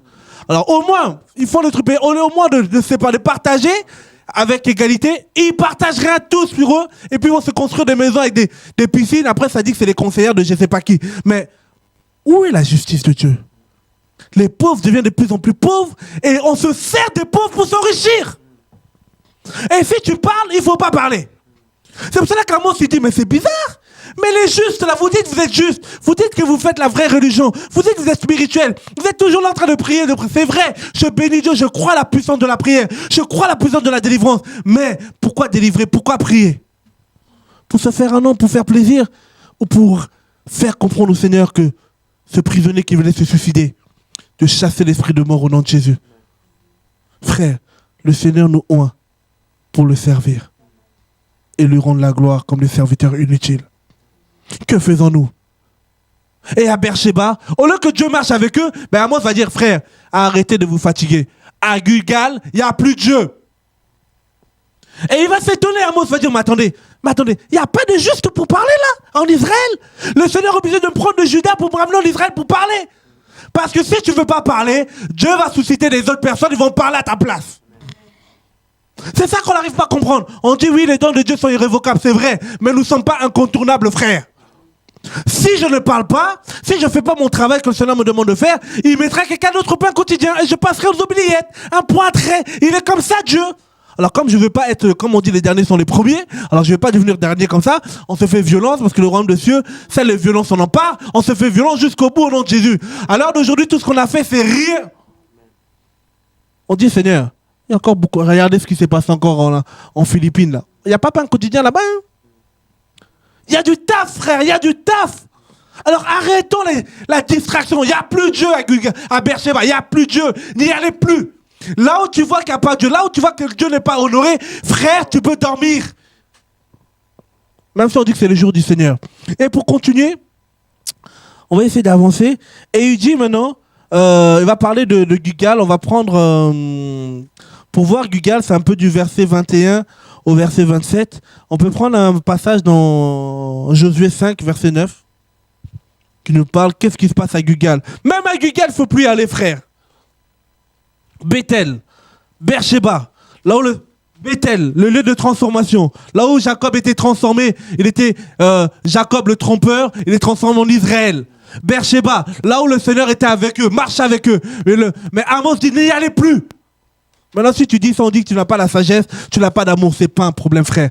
Je ne suis pas un super-héros. Je ne vous parle pas avec une supériorité de langage. Mais je vais simplement appliquer ce que Amos me dit. Les justes, ils voient les choses, mais ils ne parlent plus. Ils ne parlent plus. Il le dit, mais les justes, là, vous voyez les choses, mais vous fermez les yeux. Maintenant, s'il y en a un qui parle, pourquoi tu parles? Ça ne te concerne pas. Frère, si, ça me concerne. Parce que c'est mes frères qui sont dans la galère. Que s'il y a tellement de bazar, s'il y a maintenant des fondations, des associations ASBL pour escroquer les gens, des magasins, que ce soit au Congo, au Mali, au Burkina, ben, c'est-à-dire que les vraies structures qui existent, ça peut être comme le Sel, ça peut être comme Mimosa, ça peut être comme Villa Samuel, ça peut être comme le Mission pour les sans-logis, toutes ces structures qui existent, ben, comment ils vont fonctionner? Parce qu'il y en a, à un moment ou l'autre, ils mettent la récréation. Alléluia. Et tu peux lire Josué 5 pour finir. Que Dieu nous aide. Aujourd'hui, on parle de la réforme sociale. Il faut que dans le domaine du social, dans nos églises aussi, les choses soient réformées. C'est-à-dire que mettre des structures pour aider les frères et sœurs qui sont dans le besoin. Non pas pour faire on ne fait pas la pub de quoi que ce soit, mais simplement dire, Seigneur, il y a des gens qui sont dans le besoin. Et nous devons de nous lever au nom de Jésus. Et il dit encore Amos, plus à Gilgal. Qu'est-ce qu'il y avait à Gilgal? Josué 5 à partir du verset 1er. Lorsque tous les rois des Amoréens à l'occident du Jourdain et tous les rois des Cananéens près de la mer apprirent que l'Éternel avait mis à sec les eaux du Jourdain devant les enfants d'Israël jusqu'à ce que nous eussions passé, ils perdirent courage et furent consternés à l'aspect des enfants d'Israël. En ce temps-là, l'Éternel dit à Josué, « Fais-toi des couteaux de pierre et circoncis de nouveau les enfants d'Israël une seconde fois. » Josué se fit des couteaux de pierre et il circoncit les enfants d'Israël sur la colline d'Aralot. Voici la raison pour laquelle Josué les circoncit. Tout le peuple sorti d'Égypte, les mâles, tous les hommes de guerre étaient morts dans le désert pendant la route après leur sortie d'Égypte.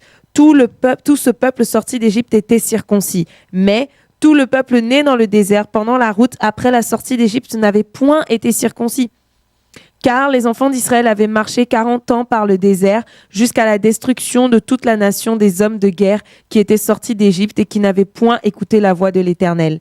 L'Éternel leur jura de ne pas leur faire voir le pays qu'il avait juré à leur père de nous donner, pays où coule le lait et le miel. Ce sont leurs enfants qui étaient à leur place et Josué les circoncit car ils étaient incirconcis parce qu'on ne les avait point circoncis pendant la route. Lorsqu'on eut achevé de circoncire toute la nation, ils restèrent à leur place dans le camp jusqu'à leur guérison. L'Éternel dit à Josué, « Aujourd'hui, j'ai roulé de dessus vous l'opprobre de l'Égypte. » Et ce lieu fut appelé du nom de Gilgal jusqu'à ce jour. Les enfants d'Israël campèrent à Gilgal et ils célébrèrent la Pâque le 14e jour du mois, sur le soir, dans les plaines de Jéricho. Ils mangèrent du blé du pays le lendemain de la Pâque, des pains sans levain et du grain rôti. Ils en mangèrent ce même jour. Ok. On va s'arrêter là, merci. À Gilgal, simplement, c'est le lieu du roi. Gilgal veut dire roulement. C'est un lieu où Dieu, par sa grâce, l'eau coulait. Et l'eau, c'est la vie. C'est-à-dire que là où le Seigneur était, il y avait la présence de Dieu. Frère, à Gilgal, il dit, n'allez plus à Gilgal parce qu'il n'y a plus d'eau. N'allez plus à Gilgal parce que Dieu a fermé. Frère, là où il n'y a plus la présence de Dieu, Dieu ferme les portes. C'est pas normal. C'est pour ça qu'il disait, à Bethel, lieu de transformation, les gens ne sont plus transformés.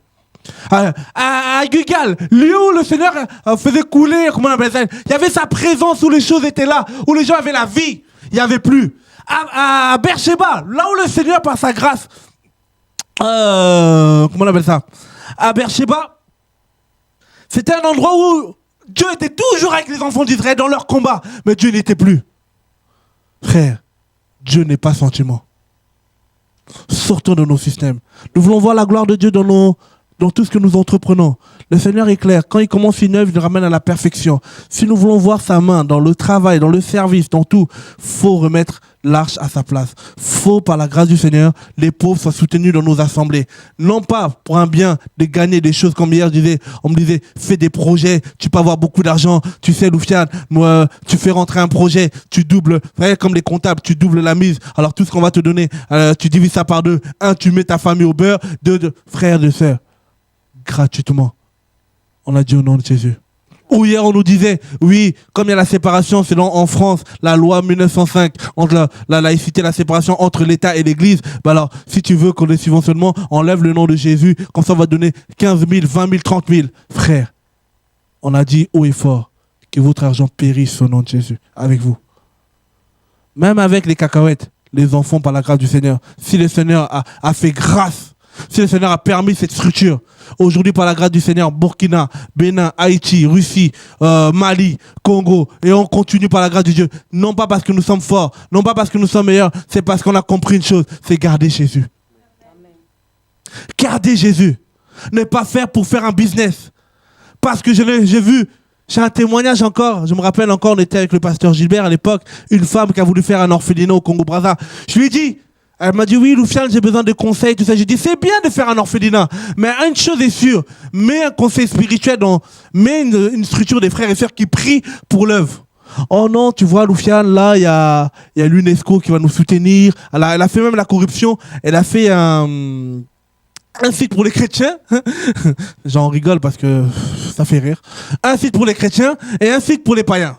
Ouais, tu vois, bon, les païens, comme il y a l'UNESCO qui va venir, tu vois, Jésus, ils vont pas nous soutenir. J'ai dit, ma sœur, fais ça, tu verras, Dieu va vous soutenir. Non, Loufiane, non, vous aussi, toi aussi, t'es trop, tu vois ce que je veux dire, non? T'es trop, d'accord, je préfère être trop, que le Seigneur continue d'être avec nous. Que d'être moins, ou être comme ça, et après, Dieu n'est plus là. Et cette sœur, elle est partie, elle a fait son association, ils ont fait des vidéos, ils m'ont montré l'inauguration de son association, c'était en 2005-2006, elle ne voulait pas écouter les conseils par la grâce du Seigneur, elle dit ok, ben avance. Hein. Et en 2006, comme ça, non c'était en 2006, en 2007 elle revient, on faisait une journée de solidarité, je me rappelle à Savigny à l'époque, et elle vient, elle me dit, hey, il est où Loufiane, je dis mais c'est quoi son problème? Et elle dit, au lieu de commencer à me dire, ma soeur, qu'est-ce qu'il y a?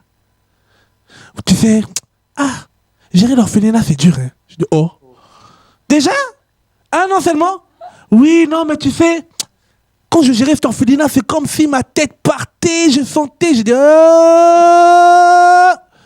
Elle n'a pas voulu le conseil spirituel. Quand je dis conseil spirituel, en gros, des personnes qui sont mises là pour crier à Dieu pour que l'œuvre tient. Frères et sœurs, si l'œuvre tient, ce n'est pas parce qu'on est fort. C'est parce qu'il y a Dieu. Amen. Alléluia. Qu'on met Dieu à la première place. On travaille dans un terrain, pour ceux qui connaissent le Congo, Ndjili, quartier 13. C'est miné, frère. Mais on a dit, je me rappelle encore à l'époque, l'UNESCO nous disait, vous voulez pas faire les choses à mon campagne? On a dit non, la lumière doit briller dans les ténèbres. Si là-bas c'est ténèbres, on va y aller. On nous a dit oui, mais bon, 2 ans, 3 ans, frère, ça fait 4, 8, 9 ans bientôt, par la grâce du Seigneur. Et on n'est même pas là-bas, ça avance tout seul. Et puis, elle est venue, elle a dit oui, pasteur, j'ai bien pris pour moi. Parce que vraiment, frère, aujourd'hui là, elle n'a plus d'orphelinat. L'UNESCO l'a oublié. Et elle m'a dit plus jamais je vais retourner au Congo. Elle était du Congo-Brazza. J'ai dit oh, mais faut y aller. Elle dit non, ces enfants m'ont eu. Ah, j'ai failli mourir. J'ai dit voilà, on ne joue pas avec l'œuvre de Dieu, frère. Ce qui est bien, c'est que des gens, ils négligent des fois les conseils, mais quand ils ont besoin, et quand ça gâte, ils savent où y aller. Ils veulent des choses de Dieu, ils ne veulent pas les dieux. Ils ne veulent pas Dieu. Or Ramos s'est dit, cherchez d'abord Dieu. Cherche sa volonté. Elle a failli mourir, elle avait la folie, elle disait les choses, c'était même pas cohérent. Et moi, je regardais comme ça, je dis, mais maintenant, je fais quoi? Au moins, il y a des frères qui étaient compatissants, ils ont prié pour elle. Et elle a eu sa délivrance aussi. Piou, elle a fui. Mais aujourd'hui, elle n'a plus d'orphelinat. J'ai vu le site n'existe même plus. C'est là que j'ai compris. Je dis, hé Seigneur, qu'on nous enlève l'argent, qu'on nous enlève des subventionnements, que vous nous donnez même plus. Mais Seigneur, qu'on ne nous enlève pas Jésus. Qu'on ne nous enlève pas Jésus, frère. Ne faisons pas des associations pour sentiments. Si tu as à cœur, si le Seigneur t'appelle à ça, frère, nous sommes prêts à vous soutenir à 100%. Mais rassure-toi que Dieu t'a dit. Et je sais que s'il t'a dit, même quand ça sera chaud, tu lui rappelleras les promesses qu'il t'a dit. Et par sa grâce, ça soit Villa Samuel ou d'autres structures que je connais, ça fait 40 ans qu'ils continuent. Je me rappelle même le sel aujourd'hui. À chaque fois, j'aime témoigner de cette œuvre parce qu'un jour, il y avait une salon de solidarité. Comme c'était un salon de solidarité, il y avait des chrétiens et des païens. Ils m'ont dit qu'ils ne voulaient pas se mélanger avec eux. Or que je sais que beaucoup ont recouru là-bas, qui se disent des fois même spirituels. Or qu'il y avait aussi des subventionnements. C'est-à-dire qu'il faut faire la part des choses, frère. Que la crainte de Dieu revienne. Des structures qui honorent Dieu. Parce que demain, ces enfants, demain, ces sans-abri, demain, ce prisonnier qui avait tué sa femme, qui avait tué l'autre qui avait tué sa concubine qu'on a vue là. Mes frères, si demain il se convertit, il a un témoignage puissant. Et par lui, Dieu peut toucher d'autres détenus. C'est pour cela que le Seigneur, il y a beaucoup de champs d'action, frère. On ne peut pas premièrement être partout. Et si le Seigneur te met à cœur, n'hésite pas de nous écrire à pain.quotidien.association@gmail.com ou sur notre site www.pain-du-6quotidien.org. Nous sommes prêts à vous donner tous les conseils, le peu que le Seigneur nous a appris par la grâce de Dieu. Et surtout, ce qu'on veut simplement, que ce ne soit pas du business au nom de Jésus. Que ce ne soit pas du profit. Ce ne soit pas de mettre sa famille à l'abri, soi-disant. Ah, les ABS, comme ils disent, les ASBL, ou je ne sais pas, dans des pays où vous nous suivez, c'est comment? Mes frères, si on honore le Seigneur ne manquera pas de nous aider. Nous sommes dans un temps de réformation sociale. Il faut que les églises prennent leur part de responsabilité. Il y a des frères et sœurs et c'est aberrant de voir combien on peut mettre de l'argent dans des bâtiments au lieu de mettre de l'argent là dans des vies. C'est aberrant, frère. Et vous qui sommes encore là, que vous vous dites, oui, Dieu va leur parler en son temps, je ne comprends pas. Des femmes qui meurent, des femmes violées, il y a tellement des femmes de l'Est qu'on les prend là-bas, on les arrache de leur famille pour nous faire la prostitution en France. Frère, il y a des besoins. Il y a des besoins. Des enfants qui dorment dans les marchés, il y a des besoins. Vous allez me dire, oui, mais Loufiane, on ne va pas éradiquer la misère du monde. C'est vrai. Mais on peut faire notre travail. On fait simplement notre part. C'est pour cela, pour finir, on va encore prendre Jacques 1, verset 27. Si quelqu'un a trouvé.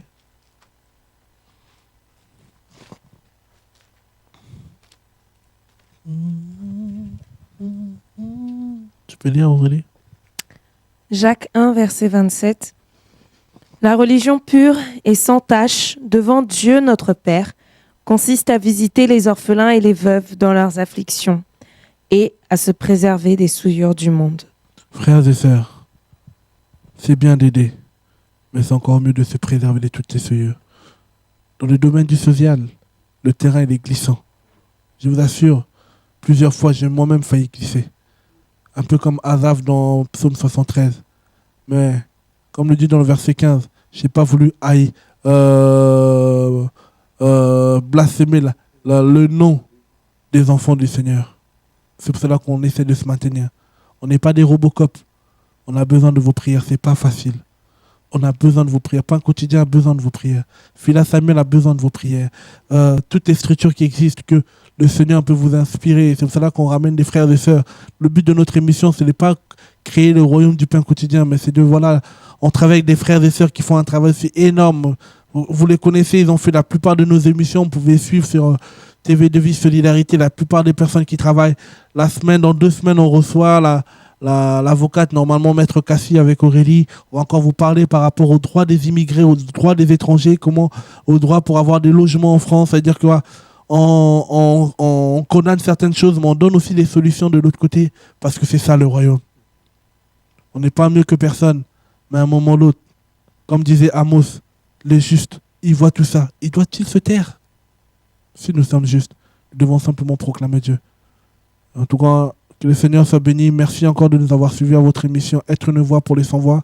Nous nous retrouvons mercredi, dans 2 semaines, avec Maître Cassie pour le droit des immigrés, pour le droit au logement en France. Et vous pouvez aussi là-bas, vous aurez l'occasion d'appeler pour répondre à toutes vos questions.